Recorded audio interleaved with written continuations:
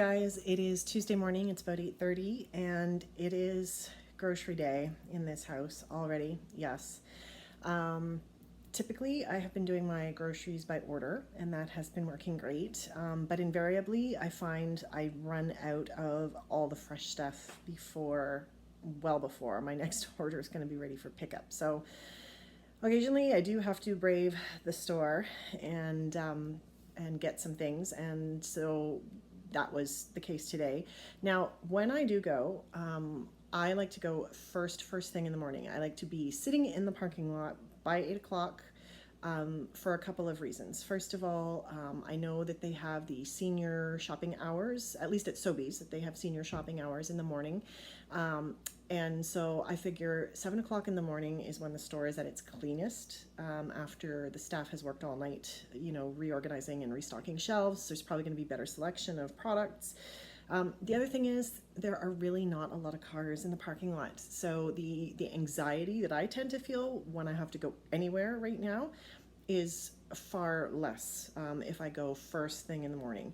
Now, full disclosure, I do wear a mask, one of the little ones that I sewed. It was one of my handmade masks. I also do have plastic gloves, disposables, that I put on just before I go in the store and that I dispose of as soon as I come out of the store. It just, again, I don't know whether it's great or not great, but it makes me feel better and it allows me to get in and get out. And today I made like a land speed record trip. I think I was in and out in 17 minutes, which is pretty good. Now, mind you, I did really only need mostly fresh stuff, and I picked up a couple extra things, canned goods, because they were on sale and available. But I thought maybe you guys might appreciate a little video to see sort of what I do with my stuff when I come home from shopping for groceries, because like a lot of you guys, I am often eating either on my own or with just one other person. So quite often, the things in grocery stores come in big quantities, and I thought I'd show you how I prepare some of my stuff. So let's get to it. So my kitchen looks a little bit like a bomb has gone off, and this is one and only time that you will see my kitchen look like this is on grocery day. Because before COVID-19 even, grocery shopping is a process for me. So I'll take you sort of through some of the things I do and how I deal with large volumes of food in this house. So let's start down here. So fresh stuff. So the first thing I usually do when I come home is I deal with my fresh stuff, whether it's, celery or, onions. Now, mind you, I don't wash onions or anything like that where the skin is going to be removed. Carrots, I just kind of leave them in their bag. Celery, though, I do take apart and I wash, and I put, I'm trying to do this without too much camera jiggle, and I put them in a little clamshell that was for takeout food, slice them. I just find that if I'm being expected to use the stuff and get rid of it and eat it for snacks, it's much easier to do that when it's cut into sort of bite-sized or manageable pieces. So this back here, again, was one of those, the giant clamshells. This originally had spring mix in it, but the spring mix did not last very long, unfortunately. It got slimy and gross and had to be thrown out before I could even finish it. However, a couple of days ago, my parents came and brought me some lettuce out of their garden, which I separated up into leaves and gave a good wash in the sink, dried it off in my salad spinner, and then I put it back in this clamshell, which I had washed up, and I just cover it with a piece of damp paper towel on the top. And there's also, can't really see it, but there's a piece of damp paper towel underneath there. And that keeps the produce, the lettuce, fresh and viable for much, much longer. So little tip for you if that's not something that you're used to doing. Today, strawberries were a really, really good price at the grocery store. So I did buy the limit of 2 of the large, the double kind of clamshells. I gave this one a wash straight away, and I hulled them and sliced them in half, and I just put them on a cookie sheet here with some wax paper. That's going to go straight in the freezer rather, for a couple of hours until they are frozen enough that I can put them into single serve Ziploc bags. Same thing with, you know, at the end of my week with my groceries, sometimes you end up with a couple bananas that are getting almost to the point where maybe they're not great for eating, but you can still use them in smoothies or banana bread. So slice these up. They're going to go in the freezer with the banana or with the strawberries.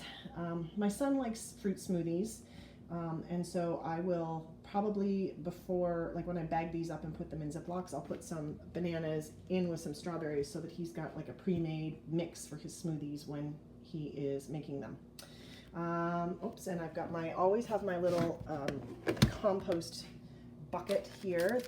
I just find for me to compost, I find it easier to do one trip per day out to the bin, as opposed to running out every time I have something fresh. So I still have some stuff back here I'm going to deal with. There's going to be another cooking video coming. I'm going to make like a bean salad, pretty versatile bean salad.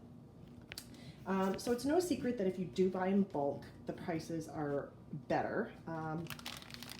So I bought a big package this morning of extra lean ground beef, but there is tons in there. There's at least 3 meals. Those are very generous bags of lean ground beef.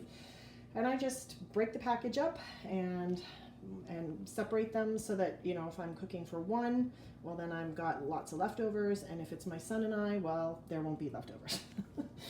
Okay, same thing with chicken breasts. So this was a package of actually 5 chicken breasts.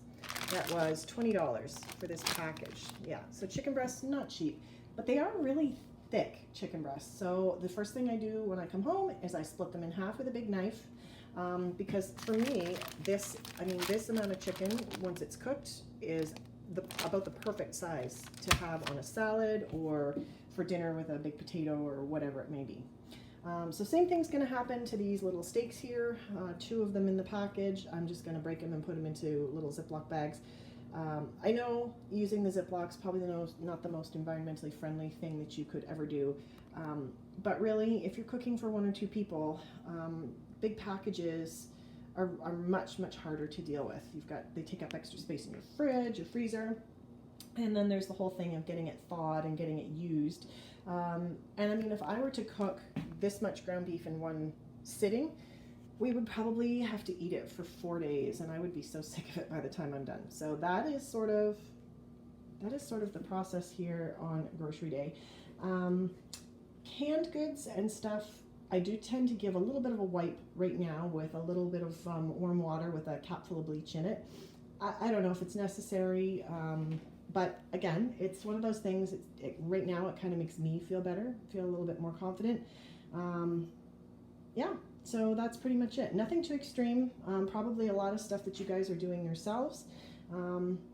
But hope there's maybe been some information there that's been helpful to you, especially about storing things like leaf lettuce and celery.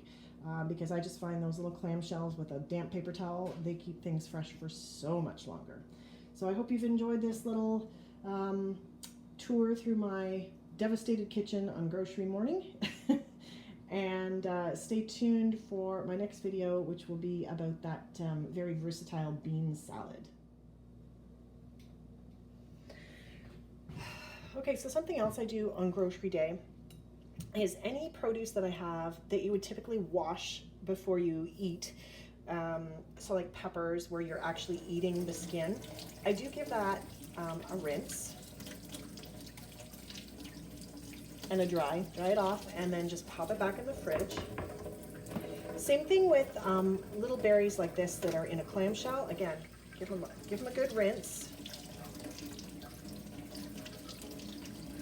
And you can take them out and dry them gently on a paper towel and then put them back in the clamshell if you want. But I find really, if you give them just a gentle shake, I mean, you don't want to bruise them, but just get the excess water out of there, and that seems to be sufficient.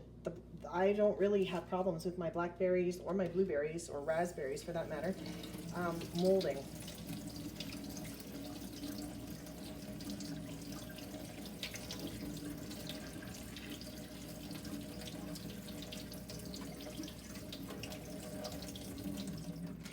Follow the same process for lemons and limes, because really it's much easier to just grab one out of the fridge and start zesting it into your recipe that you're using for juicing it, rather than have to worry about washing it. It's just, I just find for me it's easier.